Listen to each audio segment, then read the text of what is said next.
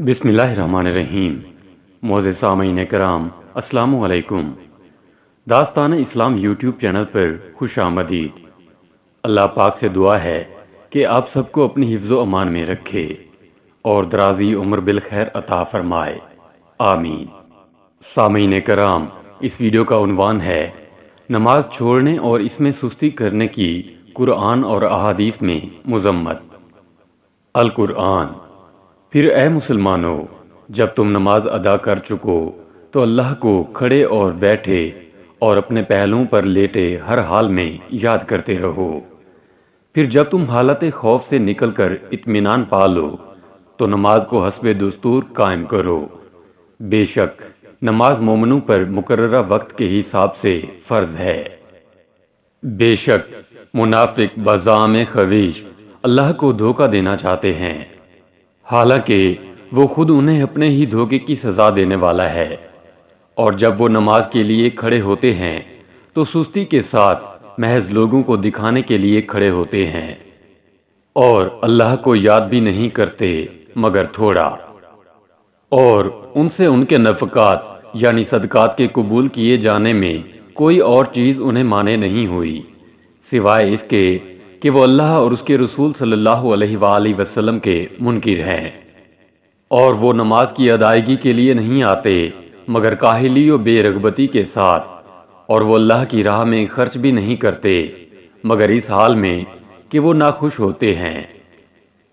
اللہ کے اس نور کے حامل وہی مردان خدا ہیں جنہیں تجارت اور خرید و فروخت نہ اللہ کی یاد سے غافل کرتی ہے اور نہ نماز قائم کرنے سے اور نہ زکوٰۃ ادا کرنے سے، بلکہ دنیوی فرائض کی ادائیگی کے دوران بھی وہ ہمہ وقت اس دن سے ڈرتے رہتے ہیں جس میں خوف کے باعث دل اور آنکھیں سب الٹ پلٹ ہو جائیں گے۔ اور نماز قائم کرو اور مشرکوں میں سے مت ہو جاؤ۔ پس افسوس اور خرابی ہے ان نمازیوں کے لیے جو اپنی نماز کی روح سے بے خبر ہیں، یعنی انہیں محض حقوق اللہ یاد ہیں، حقوق العباد بھلا بیٹھے ہیں۔ وہ لوگ عبادت میں دکھلاوا کرتے ہیں کیونکہ وہ خالق کی رسمی بندگی بجا لاتے ہیں اور پسی ہوئی مخلوق سے بے پرواہی برت رہے ہیں۔ احادیث نبوی صلی اللہ علیہ وآلہ وسلم۔ حضرت ابو ہریرہ رضی اللہ تعالیٰ عنہ سے روایت ہے کہ حضور نبی اکرم صلی اللہ علیہ وآلہ وسلم نے فرمایا، منافقوں پر فجر اور عشاء کی نمازوں سے بھاری اور کوئی نماز نہیں ہے، اور اگر وہ جانتے کہ ان میں کیا ہے تو گھٹنوں کے بل گھسیٹتے ہوئے بھی حاضر ہوتے۔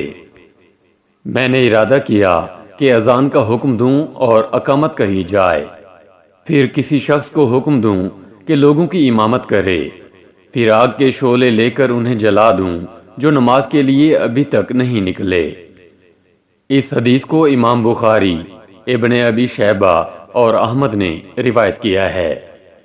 حضرت ابو ذر رضی اللہ تعالیٰ عنہ بیان کرتے ہیں کہ حضور نبی اکرم صلی اللہ علیہ وآلہ وسلم نے مجھے فرمایا، جب تم پر ایسے حاکم مسلط ہو جائیں جو نماز کو مستحب وقت سے مؤخر کر کے پڑھیں، یا فرمایا نماز کے مستحب وقت کو ختم کر کے پڑھیں تو تم کیا کرو گے؟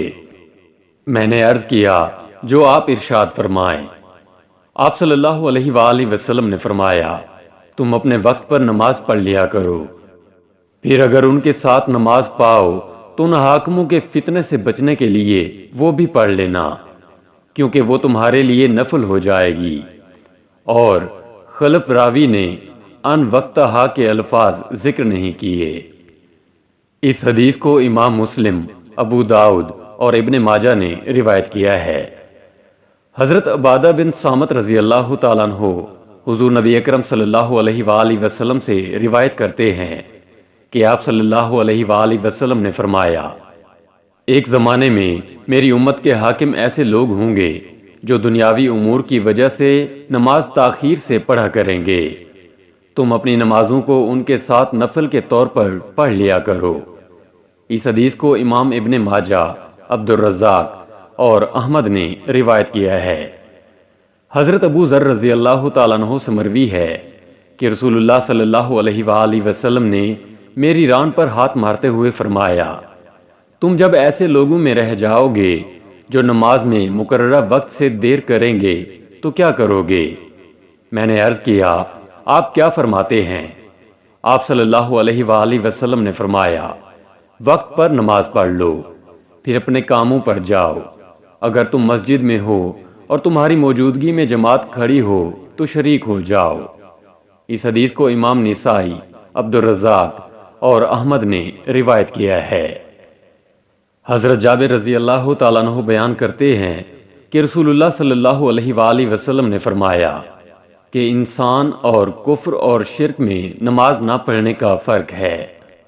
اس حدیث کو امام مسلم اور ترمذی نے روایت کیا ہے۔ حضرت ابی بن کعب رضی اللہ تعالیٰ عنہ کا بیان ہے کہ ایک دن رسول اللہ صلی اللہ علیہ وآلہ وسلم نے ہمیں صبح کی نماز پڑھائی اور فرمانے لگے، کیا فلاں شخص موجود ہے؟ صحابہ نے عرض کیا، نہیں۔ آپ صلی اللہ علیہ وآلہ وسلم نے پھر پوچھا، کیا فلاں آدمی موجود ہے؟ انہوں نے عرض کیا، نہیں۔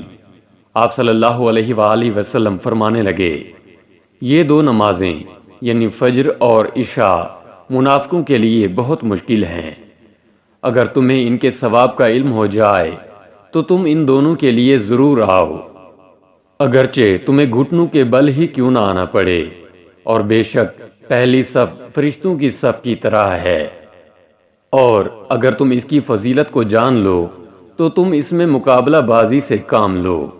ایک شخص کی دوسرے شخص کے ساتھ نماز اکیلے شخص کی نماز سے افضل ہے، اور دو آدمیوں کے ساتھ نماز ایک آدمی کے ساتھ نماز پڑھنے سے بہتر ہے۔ اسی طرح جتنی تعداد زیادہ ہو اتنی اللہ تعالی کو زیادہ محبوب ہوتی ہے۔ اس حدیث کو امام ابو داؤد، نسائی، احمد، ابن خزیمہ اور ابن حبان نے روایت کیا ہے۔